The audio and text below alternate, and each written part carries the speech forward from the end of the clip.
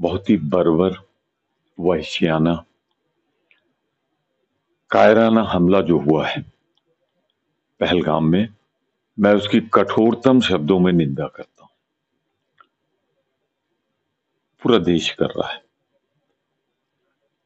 पर जो कदम अभी उठाए हैं केंद्र की सरकार ने, वो एक रूटीन के नाकाफी कदम है। अभी उस कारण को पता लगाना चाहिए, उस स्रोत को पता लगाना चाहिए जहां आतंकवादी यहां से आए, क्योंकि उनका मोड ऑफ ऑपरेंडाई जो था वो बहुत भयानक, दुर्दांत था। जैसे वहां से तय करके आए थे कि उन्हें क्या करना है। दूसरी सबसे बड़ी बात, जिस जगह पे ये पहलगाम में हुआ है, मेजर दिखा हुआ है, यहां ऐसे आप नहीं जा सकते, कोई कार नहीं जा सकती, कोई साधारण नहीं है, ये तो ट्रैकिंग करके जाएं या, और बड़ा बिजी और आजकल का आकर्षक की जगह है वो, वहां सिक्योरिटी क्यों नहीं थी? चिंता का विषय है।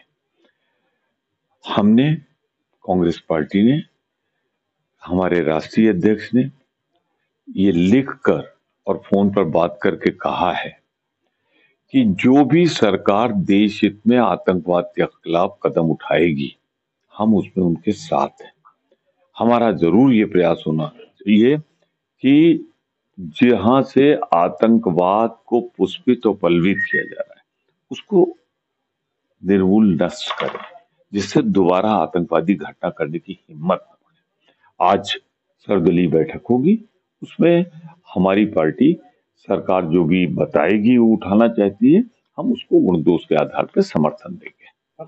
मैं फिर कह रहा हूं, ये सर्वदलीय बैठक होगी और इसमें तय होगा, सरकार बताए तो, स्रोत तो सरकार के पास है, सरकार को विश्वास में लेना चाहिए, विपक्ष को बताए, जो भी इसका जनक हो, जननी हो, जिसने मदद की हो, उसके खिलाफ तो कार्रवाई होनी चाहिए, वो चाहे जो हो।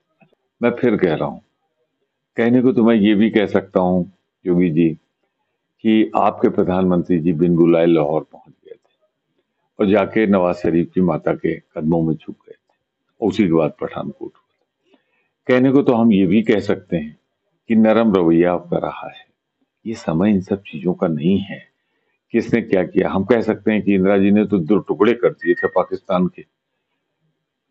तो पुरानी बातों को अलग रखिए, और आज तक कांग्रेस ने किसी आतंकवादी को नहीं छोड़ा है। कसाब आया था, जानू पहुंचा दिया उसको।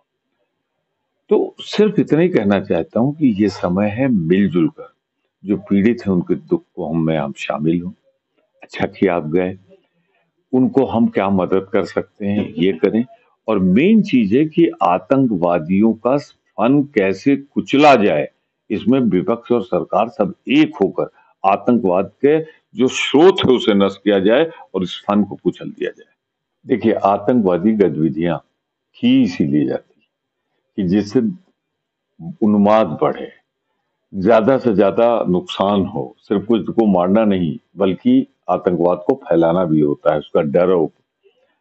सवाल सीधा सा है कि अगर यहाँ जाति और धर्म पूछ के किया गया है तो उसका मकसद ही था, लेकिन कोई धर्म दुनिया में आतंकवाद की इजाजत नहीं देता है। इसका मतलब ये है कि धर्म, किसी आतंकवादी का कोई धर्म नहीं होता। इसका मतलब ये है जो आतंकवादी है वो आतंकवादी है, गुनाहगार है, उसके खिलाफ कठोरतम कार्रवाई होनी चाहिए, और ऐसी कार्रवाई हो कि दोबारा कोई हिम्मत न कर सके ऐसी कार्रवाई करने। तो शंकराचार्य के बयान के क्या मायने हैं, वो क्यों कह रहा है? शंकराचार्य जी विद्वान है, वो अपने बयान का क्या मतलब है वो स्वयं बताएंगे। मेरी हैसियत नहीं कि मैं उनके बयान को निहितार्थ समझ सकूं।